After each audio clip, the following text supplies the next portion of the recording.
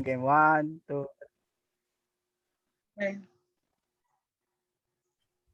Good day, we are the group 3 from BSHM3A, and this is our recorded video presentation of the chemical research. Without further ado, let's start. And I am April Gilotasa Piscos, and I will be reporting about food stains.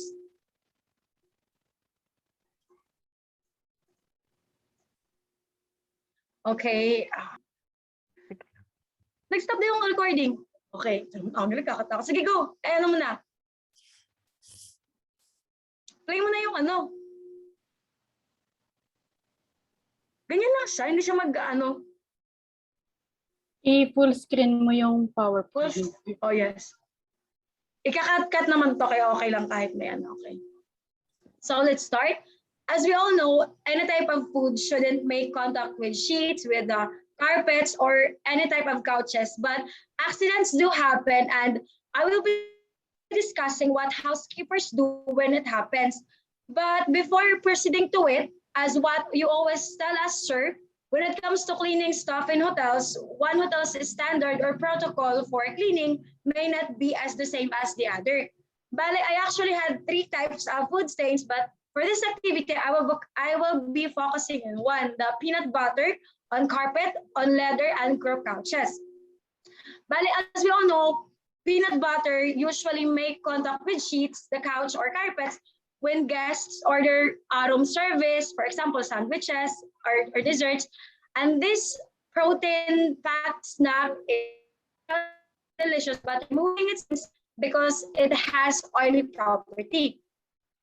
Bale, the materials that we'll be needing is an eyedropper, acetone, clean cloth, clean white cloth, dry cleaning solvent, liquid hand dishwashing detergent, white vinegar, and warm water. And the procedures naman, we will start with the simplest, which is to scrap off the excess peanut butter. Number 2 is using the eyedropper and apply a small amount of acetone. But we have to be careful when applying acetone on fabrics because acetone contains acetone is a tricitate. It will melt this fabric sa stain pag hindi ka careful. And then number 3 naman is to blot immediately. Do not rub the fabric because rubbing can, wait lang, 1, 2, 3, because blotting puts a small amount of pressure on the stain to soak it up, while rubbing causes the particles to get grounded into the carpet fiber. So parang pag i-rub mo siya, imbis na matatanggal, mas papasok siya dun sa fabric.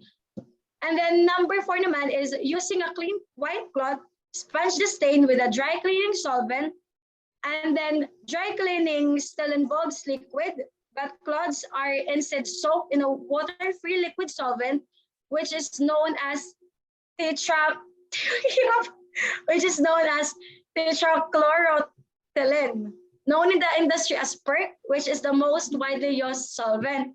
And then number 5 naman is you have to blot the solvent na naman para ma-absorb niya yung ginamit nating solvent. And then number 6, if the stain remains, mix 1 tablespoon of liquid hand dishwashing detergent and 1 tablespoon of white vinegar with 2 cups of warm water. This time, you have to sponge the stain with this solution. Blot until the liquid is absorbed. And number 7 naman, yung pinaka-last is you have to use sponge with cold water and blot dry to remove the detergent and vinegar solution. Bale, you have to do it in one direction. Hindi yung mag-start ka sa counterclockwise and then magka-clockwise ka. Next.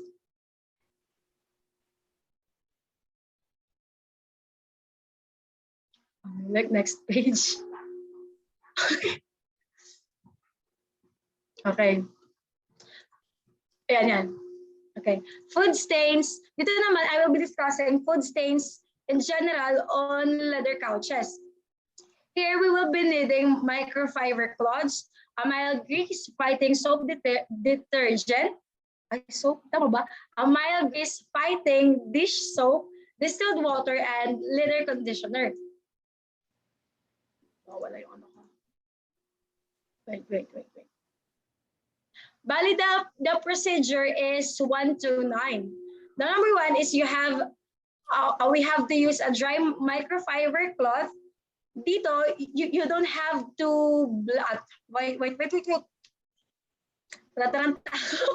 Number 1 is we have to use a dry microfiber cloth to blot as much grease or oil as you can from the area. Number 2 is you have to mix a few drops of this washing liquid with water to create a lather. Bali, yung tinatawag na lather is a floating white mass of bubbles produced by soap or a similar cleansing substance when mixed with water. Di ba pag naghuhugas tayo ng plato, minsan nilalagay natin yung Joy, nilalagay natin ng water. So parang yun yung tinatawag na lather. And then number 3 naman is you have to dampen your microfiber cloth with the solution. Number 4 is to gently dab the stain around the 1, 2, 3. Number 4 is to gently dab the stained area with the cloth, making sure to work in one direction. Ito yung sinasabi ko kanina na you don't start from one direction and then magka-counter ka. Number 5 is to switch out your cloth for a fresh one and dampen this with distilled water only. You have to get a new microfiber cloth to avoid the collected stain on the first one to accidentally stain the leather again. Number 6 is to dab the leather just as you did with the soapy mixture, and you have to be careful and you have to carefully do it in the same direction pa din. Number 7 is to blot the area with 1, 2, 3. Number 7 is to blot the area dry with a fresh microfiber cloth. Bali dito, this is the third microfiber use, and this one is dry, unlike nung sa my water solution or yung dampen ng cloth. Number 8 is to repeat as needed until the stain has been lifted. And number 9 naman, apply the leather conditioner recommended by your manufacturer's instructor. Bali, yung tanong dito, why use specifically a leather conditioner? Bakit hindi na lang yung mga ordinary na conditioners na lang for couches? The answer for this is that this type of fabric is delicate, and using a conditioner that's made for this can help keep the leather bit soft and protected from lubricating the fabrics and reducing friction. And the conditioner will also help to protect the surface from stain, and over time it will deepen the color and enhance the patina. Bali, the patina is the leather's golden tones na nade-develop naturally as time pass by. Next. Food stains on sa crook skin. Yun. Sa crook skin. Okay na yung kanina like, okay, thank you. Food stains on crocodile skin. Dahil, quiet muna. And for the last naman is food stains on crook skin. But for this, we will be needing clean white cotton rag, warm water, and crocodile leather cleaner. We have 3 steps for this. And the number 1 is you'll have to use a clean white cotton rag dumped with warm water and gently wipe it over the surface of the crocodile skin until the entire surface of the skin is cleaned. And you have to do it in a one direction pa din. Number 2 naman is to dry off as much as you can with another cloth and leave the rest to dry in your aforementioned cool, dry, indoor place away from sunlight and dirt. Kasi nga, delicate siya na fabric. Number 3, if you desire to use a heavier leather cleaner, use one specifically designed for reptile or crocodile leather care, like this one po yung sa Big More Exotic, which is specifically used for croc and snake skin. And you have to do this because exotic skins tend to ruin more easily under the wrong kind of cleaner and conditioner. Next.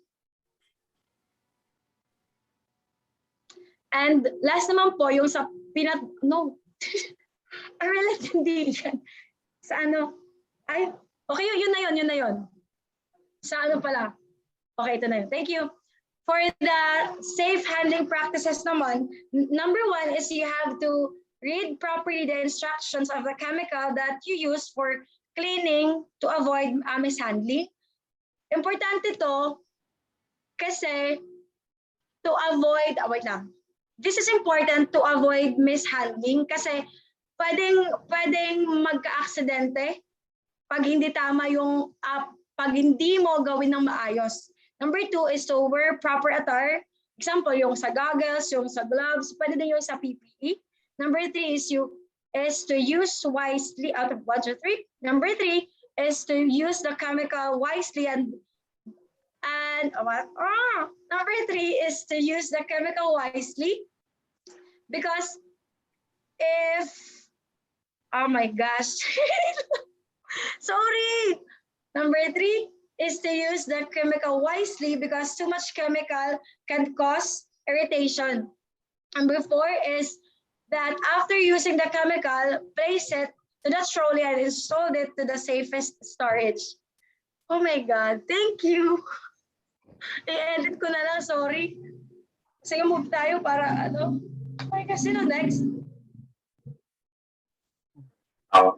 Okay. Go.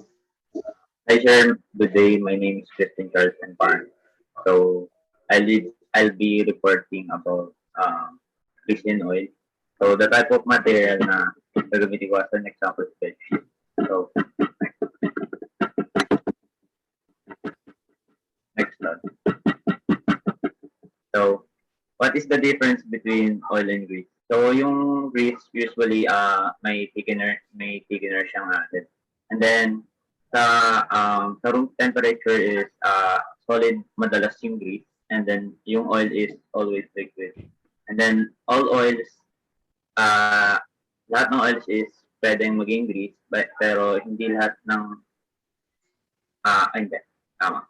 Hindi lahat ng grease is galing siya sa oil. Kasi merong mga grease na galing sa machineries and sa tools and sa machineries and then tools, and then while yung oils is marami siyang uri. Pwedeng cooking oil, pwedeng oil then galing sa machinery and some stuff. So next. So how you should go about removing oil stain. So step 1 is kagaya lang din ng traditional way na ginagawa natin pag may stain is wet the stain well and with water and gently rub a teaspoon of grease cutting dish. So lalagyan lang din natin ng detergent or kahit anong sabon dun sa mismong stain area para ma-concentrate yung cleaning agent ng detergent. And then let it sit for 30 minutes. And then, okay.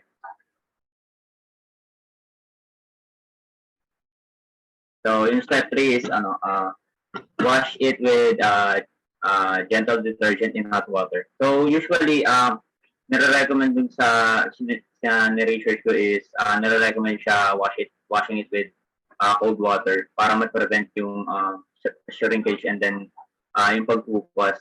Pero mas mainam or mas effective gamitin yung hot water kasi mas makakatulong dito sa pag-aalis ng stain, lalo na pag sobrang madikit na stain. And then if step 4, if possible, is hang dry yung linens. So bakit? Kasi based dito sa step 4 is para may possibility na maka-spot ka pa ng stain na hindi pa naaalis. So para ma-remedyohan mo pa siya and then magawan mo pa siya ng paraan, and then para hindi na rin siya dumaan sa dryer and then mas tumigas pa lalo yung stain dahil dun sa heat ng dryer. So mas maalis siya, mas mahirap siyang alisin. And then next is remove these stains from bedsheet. So yun nga, kagaya ng sinabi ko kanina is yung grease is madalas meron siyang solid part. So first step is use towel for excess grease. So yun nga, sabi dito is gumamit daw ng towel para lang doon sa excess grease, which is yung mga, siguro may mga solid parts yung grease dun sa stained area. And then, gently rub lang yung towel doon para hindi na rin siya kumalat. And then, kaya ginagawa yung paggamit ng towel dun sa stained area ng grease para maalis lang din yung excess na solid parts. Ayun nga, kagaya ng sinabi ko, inulit ko lang. It's para maalis lang din yung yung excess grease. So, next.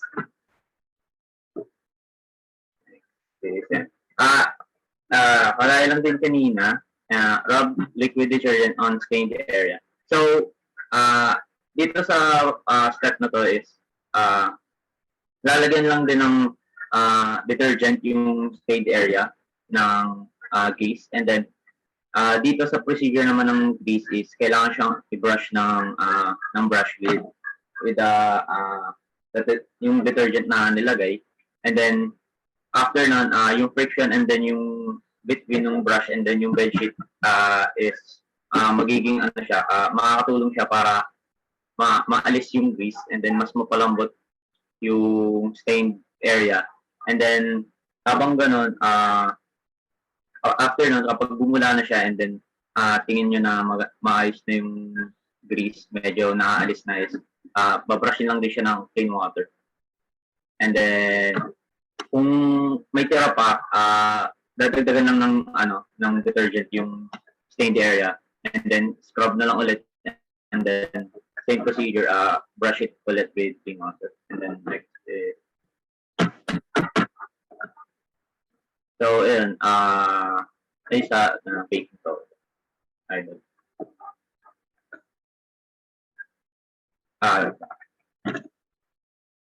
And then sa baking soda. Balik. So ayun, pwede ding gamitan siya ng baking soda as an absorbent. So ang role dito ng baking soda is una, paano siya i-apply muna is lalagyan lang siya ng ilalagay lang yung baking soda. Kahit sprinkle lang and then hot water. Sprinkle lang siya, hindi siya masyadong marami and then para hindi na rin siya magkalat. And then yung baking soda is it will act the baking soda will act as an absorbent and then the grease will start sticking with the baking soda particles. So para lang din to makatulong doon sa if sobrang lala talaga ng stain, hindi talaga siya maalis. So next. So ito parang home remedy na lang. So siguro pag wala na talaga, as in sobrang grabe yung stain, pwede siyang gamitan ng vinegar. So vinegar with water lang and then pwede yung kahit anong container gamitin. And then dapat make sure lang na yung stained part nung linen is nakadip dun sa vinegar and water. So after nun is leave mo lang siya for the meantime and then traditional way lang ng pag-wash ng linen is wash yung detergent, diba? So, washing lang. So, next. Cleaning grease stains on leather and powder. So, materials needed. So, natural or white microfiber. So, bakit white microfiber? Kasi para hindi na rin mag-dig yung cloth na gagamitin mo pang punas dun sa leather, which pwedeng makaman siya dun sa leather. So, distilled water, leather conditioner.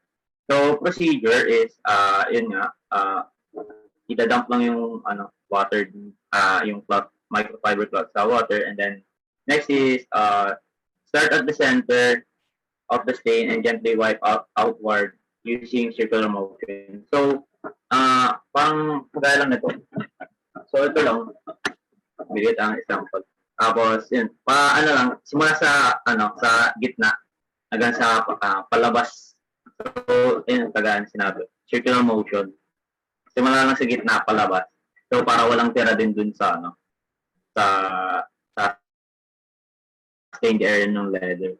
So, after nun, kapag wala nang makitang stain dun sa leather is, hintayin na lang natin matuyo yung leather. And then, repeat lang ng process kung meron pa. And then, after nun, kapag totally clean na and then tuyo na rin siya, gamitan na lang siya ng conditioner. Ma-expired ata yung meeting, guys. Masyado na ata ako matagal. So, next na lang.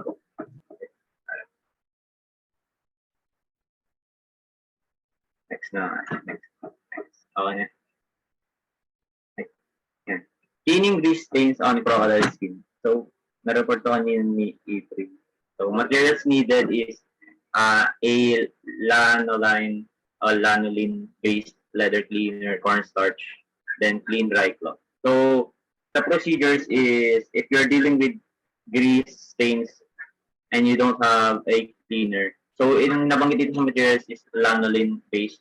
So, yung lanolin-based dito sa sinerge ko is para siyang type of wax ointment or parang wax na basta wax. Para siyang wax wool or wool wax. Basta yan. And then, yun, parang pwede mo siyang gamitin alternative para if ever na wala kang leather cleaner which is sobrang mahal din ata. So, pwede mo siyang gamitin and then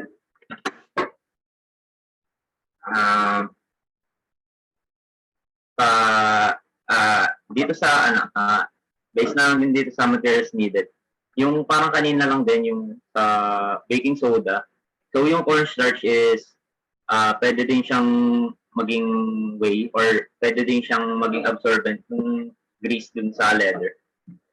Same process lang siya. And so yung next step will be you'll want to give the process of couple of hours at least, but the starch should leave your leather grease free by the end. So yun nga, kagaya na sinabi ko kanina, magiging absorbent yung cornstarch, yun yung role niya. So iintay mo lang siya ng ilang hours and then maalis na yung stain. So after nun, after a couple of hours, remove powder by brushing it away. So ayun,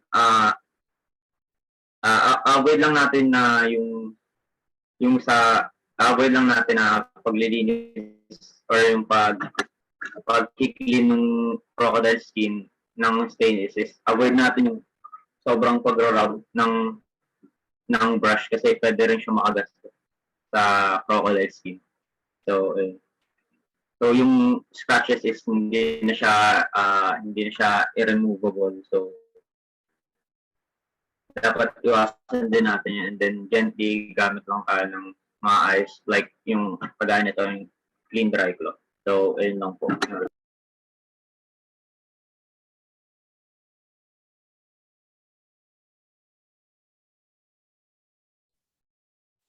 Mag-restart na lang tayo ng bagong Zoom. Record, i-save ko na muna to.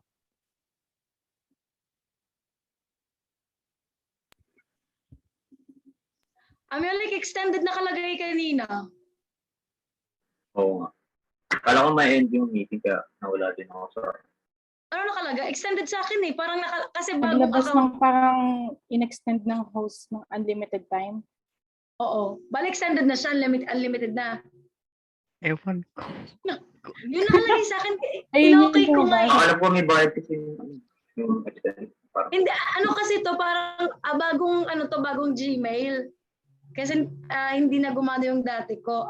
At saka ang alam ko kasi pag bagong email yung gamitin mo dito, parang may gift sila lagi na ganun. Okay. Ay, nga pala sa'yo nga pala nakakala ko.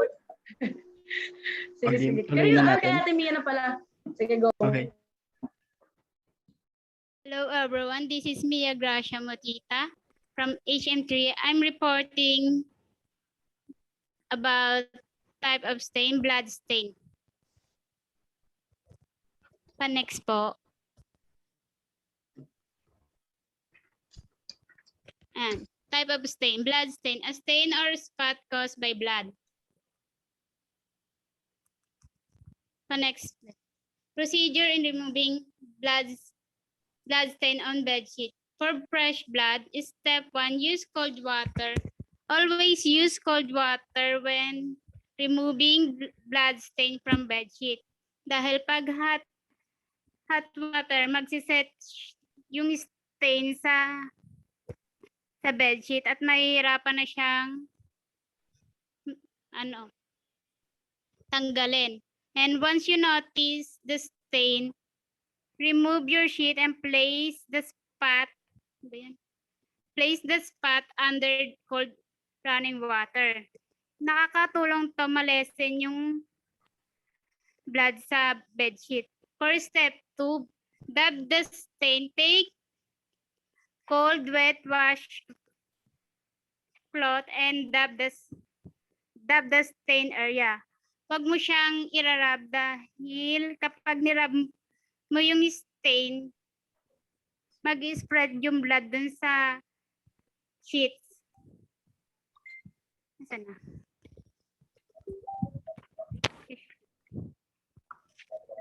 And dabbing the stain can help remove any excess from blood that has not yet soaked it. Step 3, soak in cold water. Once you dab the stain, soak your sheet in cold water. You can do this in bathtub and basin. And hayaan mo siyang ma-soak about 30 minutes. Step 4, use a stain fighter. After mong ma-soak yung sheet,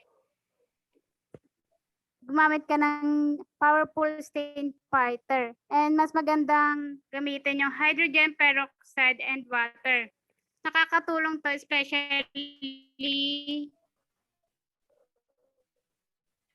sa mga white lighter and kapag namang darker sheet yung ginamit, mas magandang i-test muna siya para hindi siya mag-bleach. Next.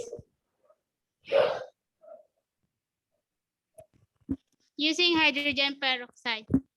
Step 1, grab a large bowl and place the stain section of your sheet in it. Then pour a little bit of hydrogen peroxide over it. We recommended about 1/2 cup and add cold water. Let it soak about 24 hours. If the stain has not dissolved, repeat the process. For step 2, once the solution has soaked for 24 hours, you can machine wash your sheet through a regular wash cycle. Make sure to use a mild detergent and remember to only use cold water. Step 3, you should avoid using dryer when trying to remove a stain from your sheet. The heat can set the stain in further. The best method is to let your sheet air dry. Place them outside in the sun or by the fan to spread up the drying process. If the stain is begin stubborn, repeat the above process or try a different stain fighter solution. Next po.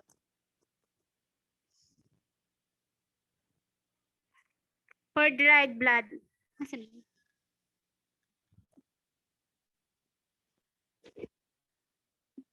Doon sa dried blood be.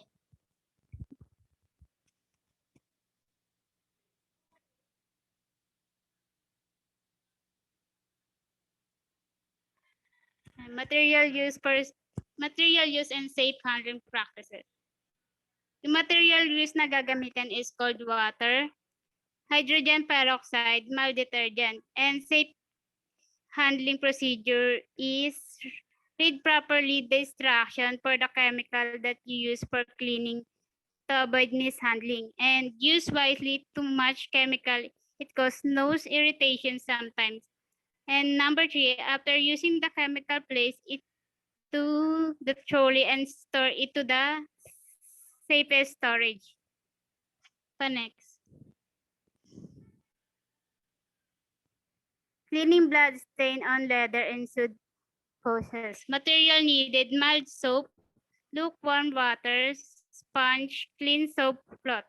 Procedure: mix a solution of mild soap in lukewarm water. Squeeze to create a great volume of sud. Apply only foam with the sponge and gently rub the stain area, taking care not to spread the stain. Number 4, wipe dry with a clean soap cloth.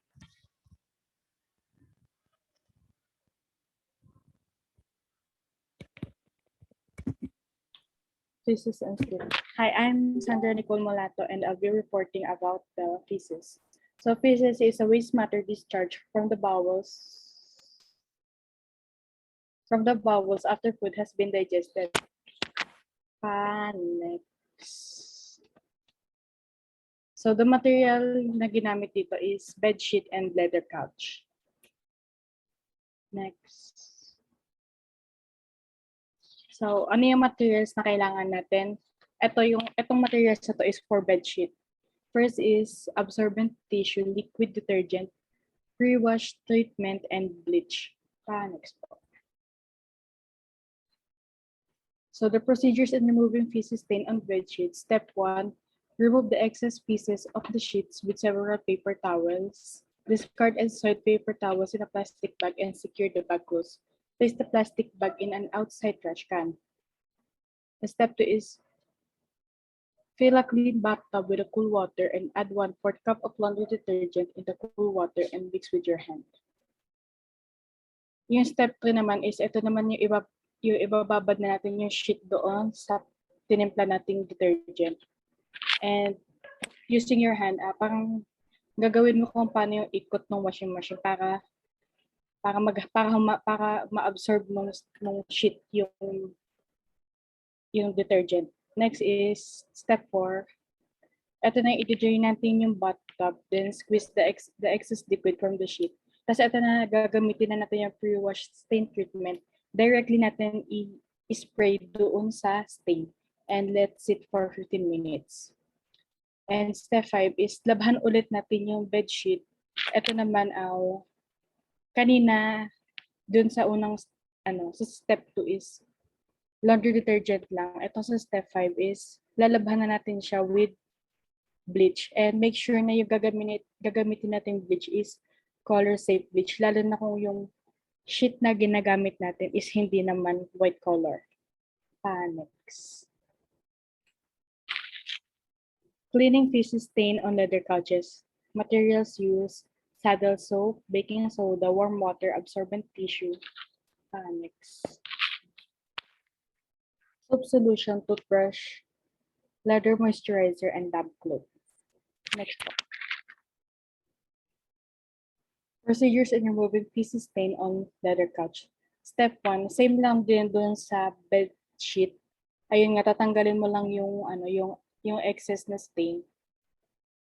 Then step 2, gamit yung baking soda, lalagyan natin yung leather couch ng baking soda. Ibababad lang natin yung baking soda para ma-absorb niya yung liquid, tsaka para mawala yung amoy. Then syempre after 2 hours, tatanggalin na natin yung baking soda.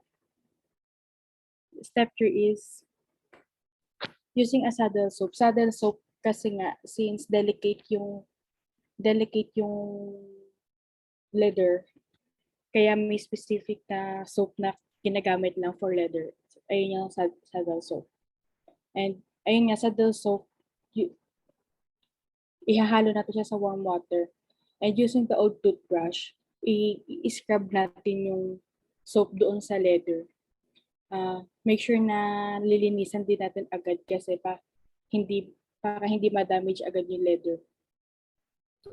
The next step 4 is dampen a clean cloth with plain water and rinse your leather surface by wiping it with a cloth. Dry your leather with another clean cloth. Step 5 is replenish the moisture in leather surfaces by rubbing leather moisturizer. So since delicate nga yung leather, gagamit tayo ng leather moisturizer para maganda ulit tignan or para malinis ulit tignan or para ma-moisture ulit yung leather. Next. So, safely handling practices. Syempre, una sa lahat is act quickly. Pagka naalam na natin may stain dun sa mga sheet, tanggalin agad natin yung mga excess para hindi na kumalat pa agad. Next is don't overwet any kind of stain. Kasi pagka basang-basa yung, pagka naiwang basang-basa yung stain, mas mahirap na siyang linisin, mahirap nang tanggalin. Pwede pang ma-damage yung sheet. Ayan, dab, don't rub. Kasi nga, ayun nga, pwedeng mag-spread yung stain, tas masasira pa yung mga sheet natin. Where possible, place absorbent paper over the stain and work on the underside of the fabric. Ayun, pwede natin lagyan ng paper towel sa ilalim ng stain para hindi na madamay pa yung, kunyari yung kama, para hindi na madamay pa, hindi na magka-stain din yung kama. And most importantly is, kailangan natin basahin lagi yung instructions and lagi tayo magsusuot ng gloves para protection na rin natin. And always stay stain removers on a hidden area first to check the fabric for color fastness. Ayun.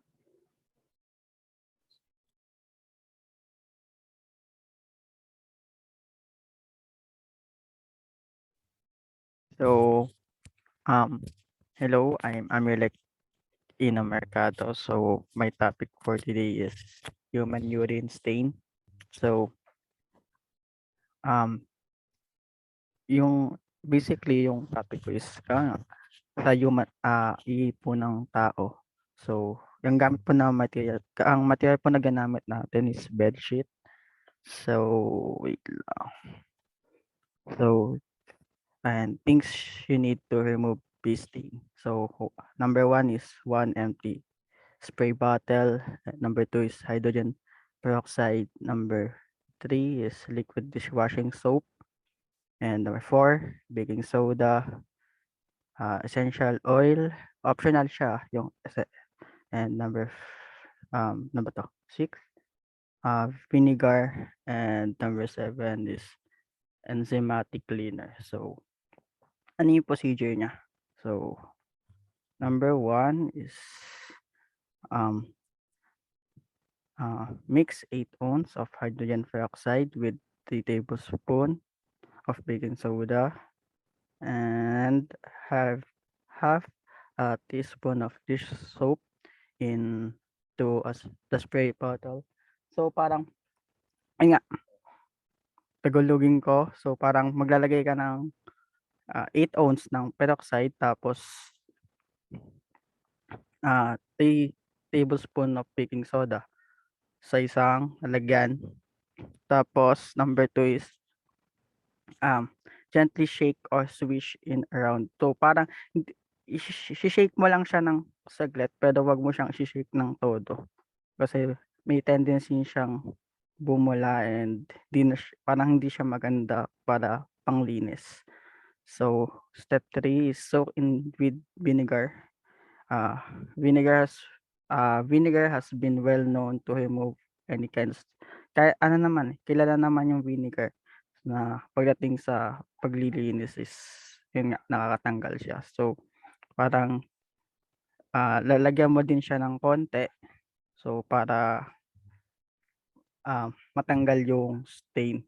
Para makatulong siya sa pagtanggal ng stain. So step 4, apply the liquid over affected spots. Kumbaga, kung ano lang yung spot na may dumi, so yun lang yung lalagyan mo. Kasi kapag ang nilagyan mo is kahit hindi siya nalagyan ng stain, pero nilalagyan mo siya, parang makaka-apekto din siya dun sa cloth, sa cotton. Kasi yun nga, hindi naman siya nalagyan ng stain. So pagtapos nun, pabayaan mo siya ng 5 to 10 minutes. So patagalin mo lang siya hanggang ayun nga, pagkaroon ng 5 to 10 minutes is pagtapos nun, hayaan mo na siyang matuyo, then pwede mo na siyang punasan. So step 5, if the face stain does not go away, repeat the previous step unnecessary. Yun na nga. So pag hindi gumana siya, pwede mo siyang ulitin. And wag mo siyang irarab ng wipes or towel kasi may tendency kumalat yung stain. So, step 6, apply an enzymatic cleaner to neutralize odor. So, yung enzymatic cleaner, ginagamit siya pangtanggal ng bad odor. Kasi 'di ba yung ihi ng human ay mapanghi. So, yun nga, kailangan natin siya ng lagyan ng enzymatic cleaner para mawala yung bad odor. So, step 7, sprinkle it with baking soda. When sprinkle the pea stain on the mattress with baking soda, make sure that baking soda covers it around it. So, parang kapag naglagay ka ng baking soda, make sure mo na naka ano ba?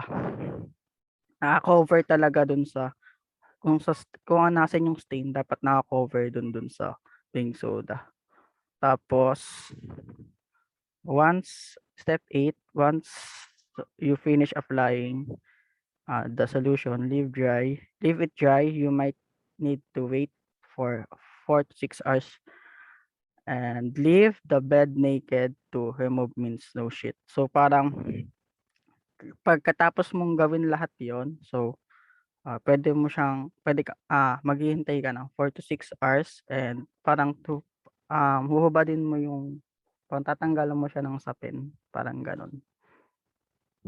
So, and para yung airflow niya para na, lumabas yung kung ano man yung bad odor na asan 6 wait lang. Step 9, vacuum. Ayun nga, pagtapos nun, siyempre medyo basa-basa pa siya may konting basa pa rin yan kahit papaano. So, ayun, pwede mo siyang i-vacuum, vacuum pump para kung ano man yung mga dumi or basa. So, matutuyo din naman yun. So, ito yung mga materials na ginamit, bed sheet, stain removing pad, and pang-toothbrush. Pangkukuskus mo lang siya ng konti pero hindi mo siya kailangan pang kuskusin kasi baka may tendency masira. Ganun yung form ng sheet, ganun. So, safe handling practices. So, select the correct PPE and personal protective equipment to use when handling different chemicals. So, syempre, kapag gumagamit ka ng chemical materials, lalo na yung mga matatapang na chemical. So, kailangan yan kasi matetendency mahawakan mo yung mata mo tapos may paano pa yan sa mata mo, may mabulag ka pa, ganyan. Tapos, syempre, kailangan mo din ng gloves kasi may mga tao dyan na may skin disease o baka maapektuhan din. So, face mask din, syempre, mga mahina yung sikmura, yung may hika, ganon. So, kailangan din yan. So, read properly. Number 2, read properly the instruction of chemical that you use for cleaning to avoid mishandling. So, yun nga, kailangan yan. Kumbaga ito yung isa sa mga importante kasi may mga tao na basta lang gamit porket nalaman lang nila na panlinis. Ganyan. So, kailangan nating tingnan yung instruction yun kasi mamaya hindi naman pala para doon yung panlinis, para baka mas lumala pa yung stain, ganun. So use wisely, and too much chemical it causes noise irritation sometimes. So yun nga, parang ganun lang din siya sa number 2 na kailangan tignan natin yung instruction ng maigi para hindi mas lumala yung cause. So, number 4, after using the chemical, place it to the trolley. So, pagtapos mong gamitin, syempre ilalagay mo siya sa pinaka-safe na storage kasi para hindi siya magalaw ng ibang tao at walang aksidenteng mangyari. So, ayun. So, okay na. Thank you. So the next one po is beverage stain. I am Fia Giselle Aslanerias and I'll be discussing the beverage stain. Next po.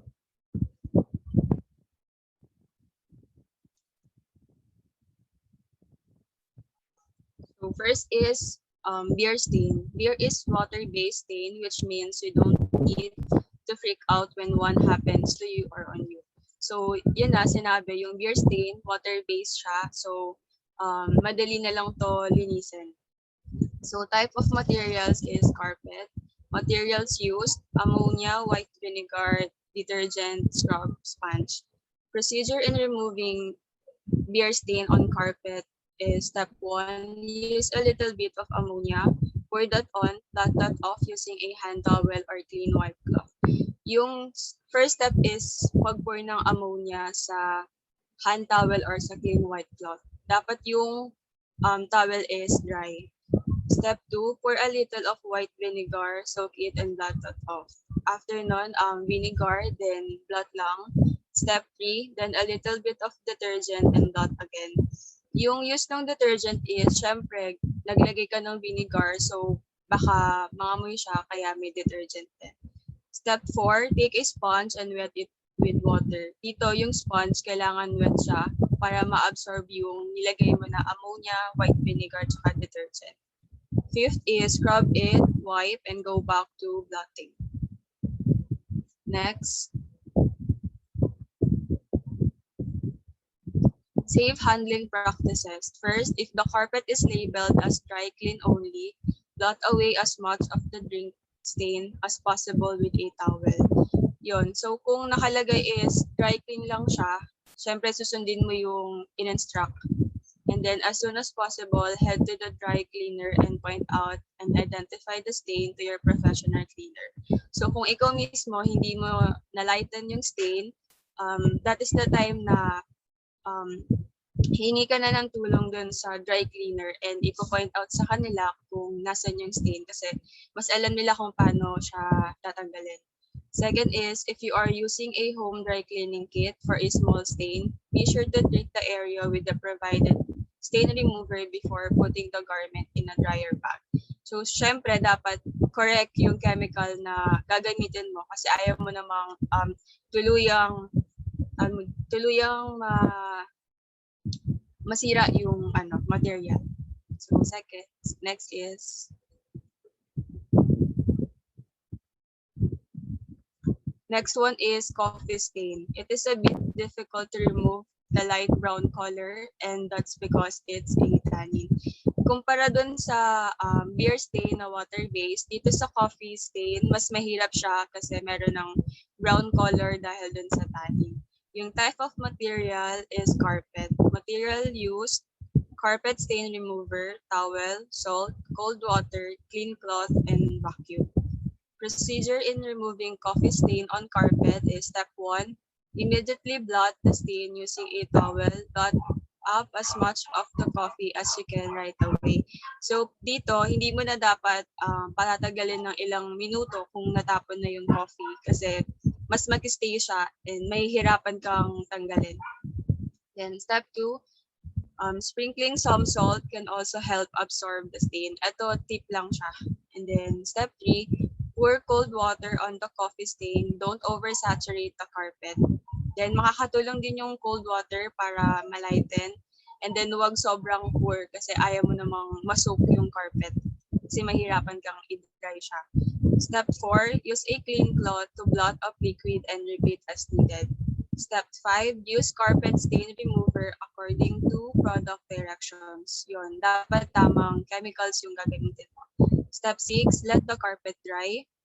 And step 7, once dry, vacuum the carpet to fluff the fibers.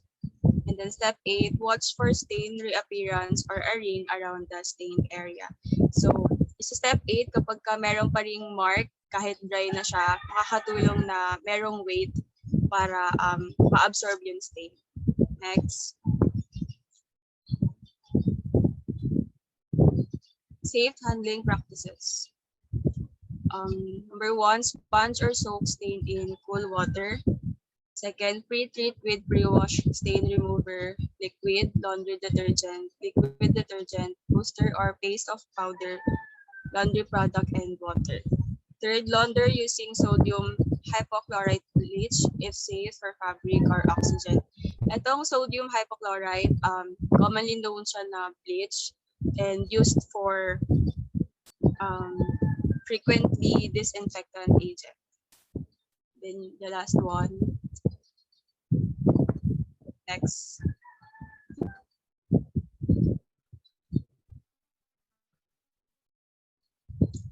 Cleaning water stains on leather couches or chairs. Water seems so innocuous, but it can leave unsightly rings on everything from wooden furniture to leather sofas. If you catch these spills immediately, you can often just soak them up with a dry microfiber cloth. But when they're left to sit, kung natapon siya sa leather couches, kailangan mo siyang linisin kaagad kasi mas mahihirapan ka kung pinatagal mo pa. Materials needed, natural or white microfiber cloths, distilled water, leather conditioner. Procedures. Step 1, dampen the micro of the stain and gently wipe outward using a circular motion. Yun nga, yung nasabi kanina, kailangan isang direction lang siya, hindi yung iba't iba. Kasi kung nalinis mo na sa kabilang part, then ibabalik mo lang, parang bumalik lang din yung stain, hindi mo siya natanggal, hindi malalighten. Step 3, continue wiping the stain until you can no longer see the mark. Step 4, let the surface dry. If the water stain is still there, repeat the process. Step 5, once the mark is gone and the furniture is dry, treat the leather with the conditioner recommended in your manufacturer's instructions. So dito, hindi mo pala dapat tanggalin yung leather conditioner. Kasi yun yung makakatulong para hindi masira yung leather. Yun lang.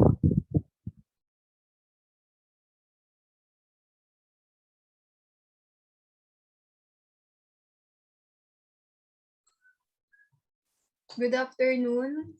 I am Lori May Silabe and I'm going to report mud and stains. Molek. Type of stains, mud stains. Slimy, sticky mixture of solid material with a liquid and especially water, material, bedsheet.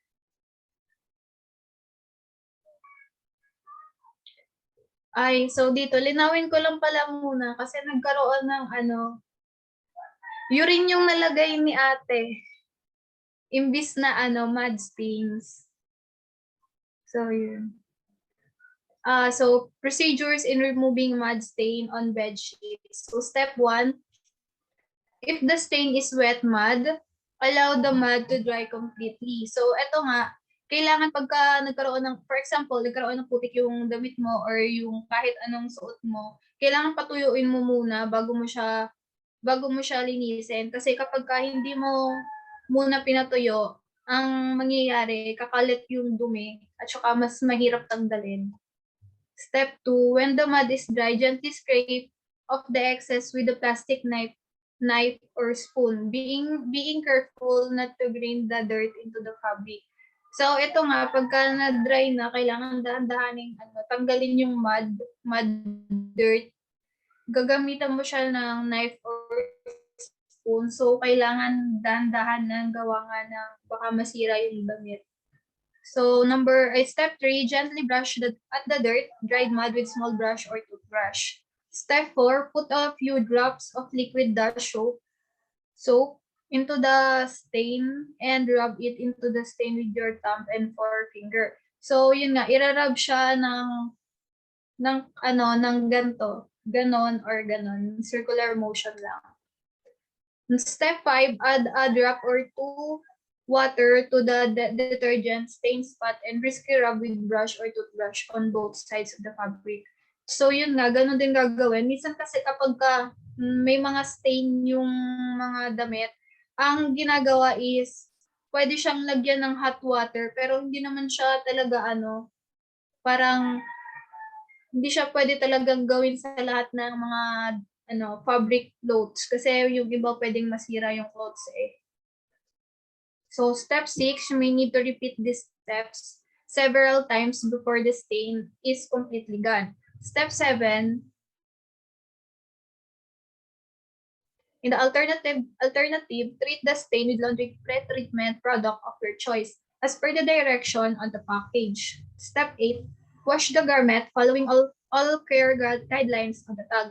So, 'di ba, sa mga binibili nating damit or sa mga iba pang mga gamit, may nakalagay na tag doon kung paano yung procedure ng paggamit ay yung paglinis or paglaba ng damit.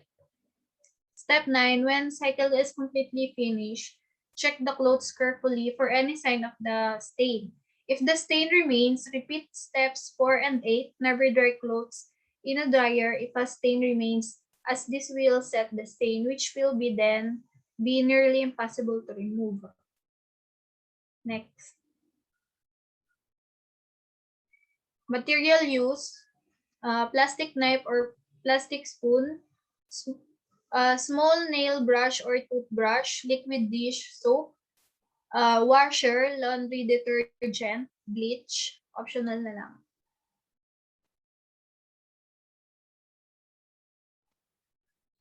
Next, Mulek.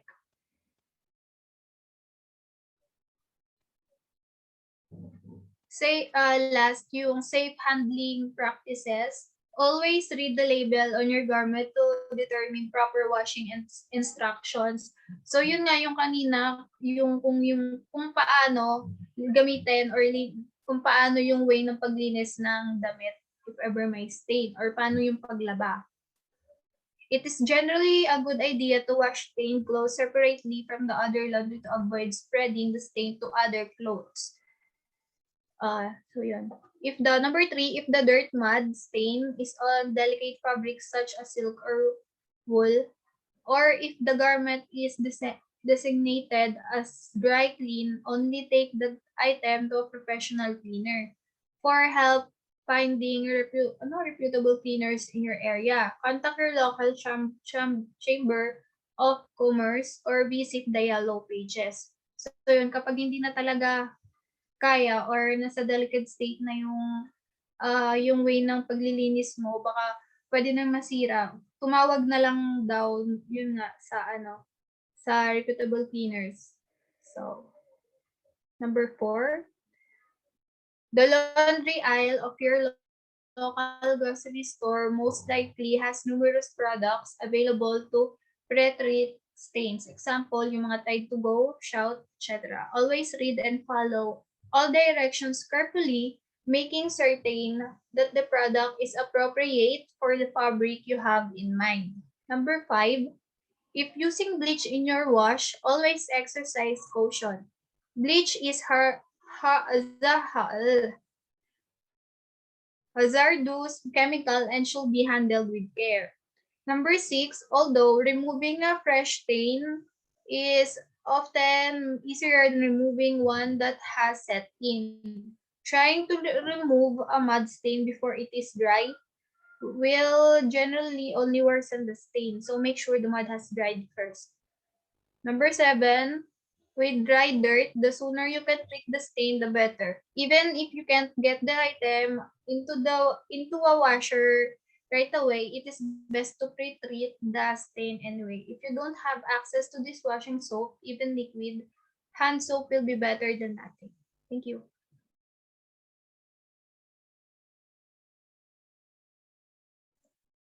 Yun na ba lahat? Ayun na pala lahat. Okay, sige. Ano na lang? Parang closing char. Parang that's all, ganyan-ganyan. Si Amelec, tanggal mo na yung tawag to? Nung share screen. Okay. Wait lang.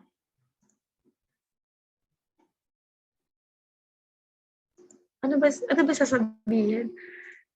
Sino nasa Nasa yung main na speaker view. May nagpa-speaker view nga. Paano yun? Sa view sa gilid. Left, right, upper right. May nakalagay na view. Tapos speaker view mo. View. Speaker view. Wala? Meron. Naka-speaker view na? Oo. Okay, Yup. sige. Ikaw na lang mag-close. Hmm? Sabihin lang, that's all for today. Thank you. Yun lang. Okay. O, tara. Ako? Magsasabi?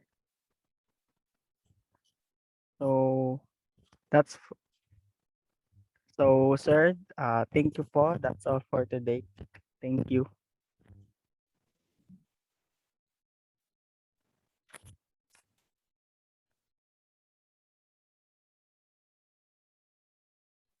Send, okay na, Alex. Send mo sa akin mamaya, ha? Kasi Paano edit ko kasi pa yan. Paano pala si Send? Send ko Kasi na lang yung, hindi send ko na lang kaya yung info. email. Ha? Hindi kaya sa email yon. Ang laki Hindi, naman. isasend ko siya sa sa drive. I-upload mo sa drive mo, sa Google Drive, tapos i-send mo sa akin yung link. I-viewers, ano ko pa? Paano ba? Yung, Basta yung restriction niya, i-ano mo. Mamaya isasend ko, like, nakalimutan ko yung ilalagay dun. Basta yung restriction lang niya. okay, if ever na.